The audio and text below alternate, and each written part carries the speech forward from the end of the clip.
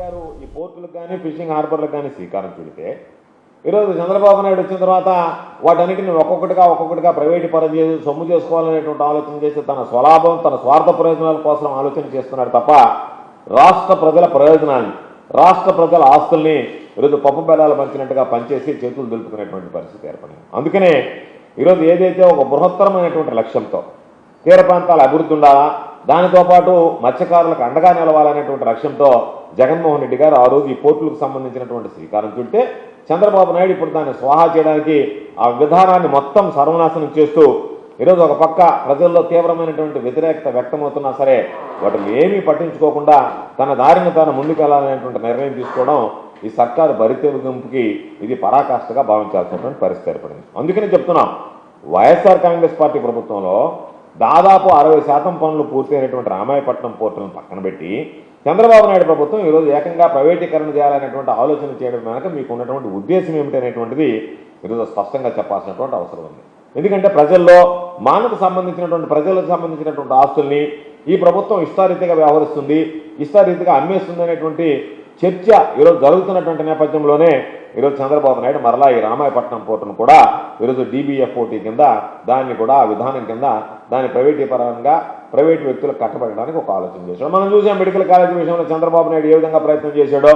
జగన్మోహన్ రెడ్డి గారు 17 మెడికల్ కళాశాలలు తీసుకొస్తే దాంట్లో 10 మెడికల్ కళాశాలలు అమ్మేయాలని చూశాడు. ఈరోజు దాని మీద ప్రజలందరూ కూడా తిరగబడ్డారు.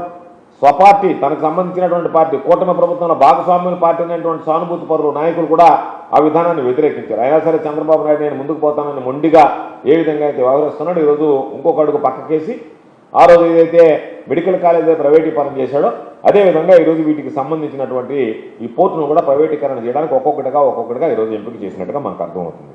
మేము అడిగేది వేగంగా పనులు జరిగినటువంటి పోర్టు 60% పైన పని పూర్తయినటువంటి పోర్టుని స్వాహా చేయాల్సినటువంటి అవసరం మీకేమొచ్చింది?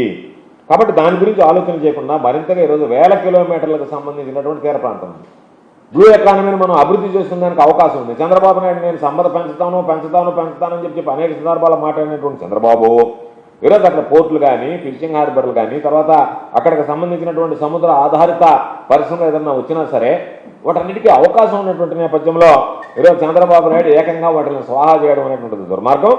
కాబట్టి ఈరోజు రామాయపట్నంకి సంబంధించినటువంటి గణనీయమైనటువంటి అభివృద్ధిని సాధించింది. దాదాపుగా 60% పైన వస్తే ఈరోజు వీటన్నింటినీ పక్కన పెట్టి నేను DBFOT పద్ధతిలో వాటిని ఇచ్చేస్తాను, కాబట్టి ప్రైవేటీకరణ చేస్తానని చెప్పని ఈరోజు రకరకాలైనటువంటి మాటలు మాట్లాడేటువంటి పరిస్థితి ఏర్పడింది. అంటే మేము అడిగేది మీ ఇష్టం వచ్చినట్టుగా మిమ్మల్ని అడిగేవాళ్ళు ఎవరు లేరన్నట్టుగా మిమ్మల్ని ప్రశ్నించలేరన్నట్టుగా ఈరోజు ప్రజాధనాన్ని వెచ్చించి చేసినటువంటి వాటిని ప్రైవేట్ వ్యక్తులు కట్టబెట్టడం అనేటువంటిది ఇది సమంజసమా అనేటువంటిది ఈరోజు కూటమి ప్రభుత్వ పెద్దలు చంద్రబాబు నాయుడు ఆలోచించాల్సినటువంటి పరిస్థితి. ఈరోజు ప్రైవేట్ పెట్టుబడి అవుతాయని చెప్తున్నాడు, పోర్టు నిర్మాణాలన్నీ కూడా వేగంగా పూర్తవుతాయని చెప్పి చంద్రబాబు చెప్పేవి ప్రతి ఒక్కటి కళ్ళబొల్లి మాటలే తప్ప వాస్తవం లేదు. ఇప్పటికే ప్రజాధనంతో భారీగా నిర్మాణం అవుతున్నటువంటి పరిశ్రమలకు సంబంధించినటువంటి చివరి దశలో దాదాపుగా 60% పూర్తయినటువంటి దాన్ని నిర్లక్ష్యానికి గురి చేసి ఈరోజు చివరి దశకు చేరుకున్న తర్వాత దానిని నువ్వు ఎందుకు ప్రైవేటీకరణ చేయాలనుకుంటున్నావు, ప్రైవేటు వ్యక్తులు కట్టబెట్టాలనుకుంటున్నావు అనేటువంటి దానికి ఎక్కడా చంద్రబాబు దగ్గర నుంచి సమాధానం వచ్చేటువంటి పరిస్థితి లేదు. అందుకనే ఈరోజు మేము చెప్తున్నాం, రామాయపట్నం పోర్టు అనేటువంటిది భవిష్యత్తులో బ్రహ్మాండమైనటువంటిగా మేటిగా నిలిచేటువంటి పోర్టు. దాన్ని గుర్తించాడు కాబట్టి జగన్మోహన్ రెడ్డి గారు రామాయపట్నం పోర్టు అనేటువంటిది ఒక సాధారణ నిర్మాణం కాదు, ఇది భవిష్యత్తులో పారిశ్రామికంగా పెట్టుబడులు తీసుకురావడానికి కానీ ఎగుమతులు చేయడానికి కానీ ఉపాధి కల్పించడానికి కానీ మత్స్యకారులకు సంబంధించినటువంటి జీవనోపాధికి గురించి కానీ అన్నిటినీ ఆలోచన చేసి జగన్మోహన్ రెడ్డి గారి ప్రభుత్వం దాన్ని ప్రారంభించడం, దాన్ని అదేవిధంగా వేగవంతంగా పనులు కూడా పరుగులు పెట్టించడం జరిగింది. అందుకనే జగన్మోహన్ రెడ్డి గారు ఇవన్నీ లాభాలు ఉన్నాయి కాబట్టే గత ప్రభుత్వంలో ఆ పోర్టుల మీద ప్రత్యేక దృష్టి పెట్టాడు, అందులో రామాయపట్నం పోర్టు ప్రత్యేకమైనటువంటి దృష్టి పెట్టడం జరిగింది.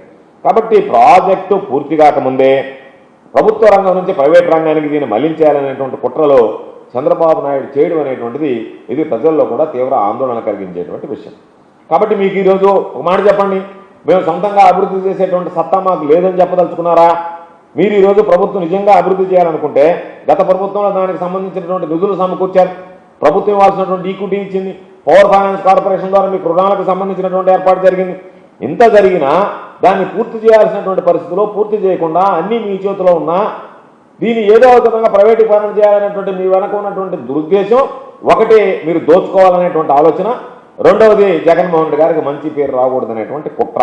దీనివల్లనే ఈరోజు మత్స్యకార ప్రజలకి, రాష్ట్ర ప్రజలకి మేలు జరిగేటువంటి ఈ పోర్టును మీరు ప్రైవేటీకరణం చేయడం ద్వారా వాళ్ళ ఆశల మీద నీళ్లు జరిగినటువంటి చందంగా తయారైందనేటువంటిది అర్థం చేసుకోవాల్సినటువంటి పరిస్థితి. కాబట్టి మీరు చెప్పండి, ఎంత ఖర్చు చేశారు, ఎంత పని పూర్తయింది, ప్రైవేటుకి సంబంధించినటువంటి దాంట్లో ఏ షరతులకు లోబడి ఇస్తున్నారు, ప్రభుత్వానికి దాని ద్వారా వచ్చేటువంటి లాభం ఏంటి, ఈరోజు జగన్మోహన్ రెడ్డి గారు తీసుకున్నటువంటి నిర్ణయం ప్రకారం మీరు పూర్తి చేస్తే వచ్చేటువంటి నష్టం ఏంటి, ఈరోజు మీరు తీసుకున్నటువంటి నిర్ణయం ద్వారా ప్రభుత్వానికి వచ్చేటువంటి లాభం ఏంటి, ఇవన్నీ కూడా ప్రజలకు తెలియజేయాలి. ప్రజలకు చెప్పాల్సినటువంటి అవసరం ఉంది, మీకు బాధ్యత ఉంది. కాబట్టి ఈరోజు మీరు రామాయపట్నం పోర్టు ఒక్కటే కాదు, జువలదిన్న ఫిషింగ్ హార్బర్ చూసాం మనం, దానికి సంబంధించి ఏ విధంగా మీరు ప్రైవేటీకరణ చేసేది చూసాం. పాపం అక్కడ ఉన్నటువంటి మత్స్యకారులు ఏ విధంగా అల్లాడుతున్నారో ఈరోజు కూడా చూసాం. వాళ్ళు వచ్చినప్పుడు జగన్మోహన్ రెడ్డి గారికి చెప్పారు, చంద్రబాబు నాయుడు వచ్చి ఏ విధంగా మంట లేకుండా వంట చేసి వెళ్ళిపోవడం తప్ప, వాళ్ళ కడుపులో మంట రగిల్చడం తప్ప మరొక పని చేసినటువంటి పరిస్థితి లేదు. కాబట్టి జువలదిన్న ఫిషింగ్ హార్బర్ విషయంలో మత్స్యకారులు తీవ్రమైనటువంటి ఆందోళన చెందుతున్నటువంటి నేపథ్యంలో ఒక పక్క ప్రభుత్వం పెద్దగా పెట్టుబడులు రావాలని చెప్పి ఆలోచన చేస్తూ, మరోవైపు ప్రభుత్వంతో నిర్మించినటువంటి ఆస్తులన్నింటిని కూడా ఒక్కొక్కటిగా ఈరోజు ప్రైవేటు వ్యక్తులకు దారాదత్తం చేయడం అనేటువంటిది ఇది దుర్మార్గమైనటువంటి విషయంగా ఈరోజు ప్రజలు కూడా భావించేటువంటి పరిస్థితి, ప్రతిపక్ష పార్టీగా మేము కూడా భావించేటువంటి పరిస్థితి ఉంది.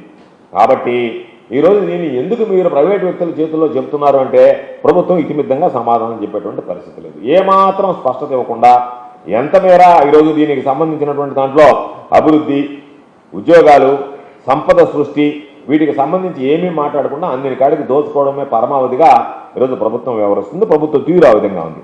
కాబట్టి ఈరోజు మేము అడిగేది, మీరు ఏదైనా సరే సంకుచితమైనటువంటి ఆలోచనలతో కేవలం తక్షణమే ఆర్థికపరమైనటువంటి లాభాలు వస్తే చాలు అనుకుంటున్నారా, మీ స్వార్థ ప్రయోజనాల కోసం పనిచేస్తున్నారా, ప్రజల గురించి ఆలోచించి ప్రజల దీర్ఘకాలిక ప్రయోజనాల కోసం మీరు ఆలోచన చేస్తున్నారా అనేటువంటిది స్పష్టంగా చెప్పాల్సినటువంటి అవసరం. ఈరోజు మీరు చెప్పారు, మేము DBFOT కింద దాన్ని ఇవ్వదలుచుకున్నాము అని చెప్పి. దాన్ని మీరు ఇవ్వదలుచుకున్నప్పుడు మాకు కొన్ని అనుమానాలు ఉన్నాయి. వాటికి మీరు స్పష్టమైనటువంటి సమాధానం చెప్పాల్సినటువంటి అవసరం ఉంది. ప్రజలకు ఉన్నటువంటి అనుమానాలే, ఆ ప్రజల అనుమానాలను మా గడం ద్వారా మీ ముందుకు చెప్తున్నాం. ప్రజలకు ఉన్నటువంటి అనుమానాలు కానీ, ప్రతిపక్ష పార్టీగా మాకున్నటువంటి అనుమానాలు కానీ, మేము అడిగేది, ప్రజాధనంతో భారీగా నిర్మించినటువంటి రామాయపట్నం పోర్టుని ప్రభుత్వం పూర్తి చేసి నిర్వహించలేనటువంటి పరిస్థితి ఎందుకు వచ్చిందని మీరు అనుకుంటున్నారు, ఎందుకు మీరు నిర్వహించలేకపోతున్నారు అనేటువంటి దాని మీద మీరు స్పష్టత ఇవ్వాల్సినటువంటి పరిస్థితి ఉంది. ఇప్పటికే నిర్మాణంలో గణనీయమైనటువంటి పురోగతి సాధించినటువంటి ఈ రామాయపట్నం పోర్టుని ప్రైవేటీకరణ చేయాలనేటువంటి వెనక మీ ఉద్దేశం ఏమిటి అనేటువంటిది స్పష్టంగా చెప్పాలి. ప్రైవేటుకి అప్పగిస్తే, ఈరోజు ప్రైవేటుకి అప్పగిస్తే ప్రభుత్వానికి ప్రజలకి ఎంత లాభం జరుగుతుంది? కనీసం ఒక్క నయా పైసా లాభం జరిగేటువంటి పరిస్థితి లేదు. కాబట్టి ఆ లాభం ఏమిటి అనేటువంటిది కూడా ఈరోజు ప్రభుత్వం చెప్పాల్సినటువంటి అవసరం ఉంది. మరిన్ని అప్డేట్స్ కోసం ఛానల్ ను సబ్స్క్రైబ్ చేయండి. నోటిఫికేషన్స్ కోసం బెల్ ఐకాన్ పై క్లిక్ చేయండి.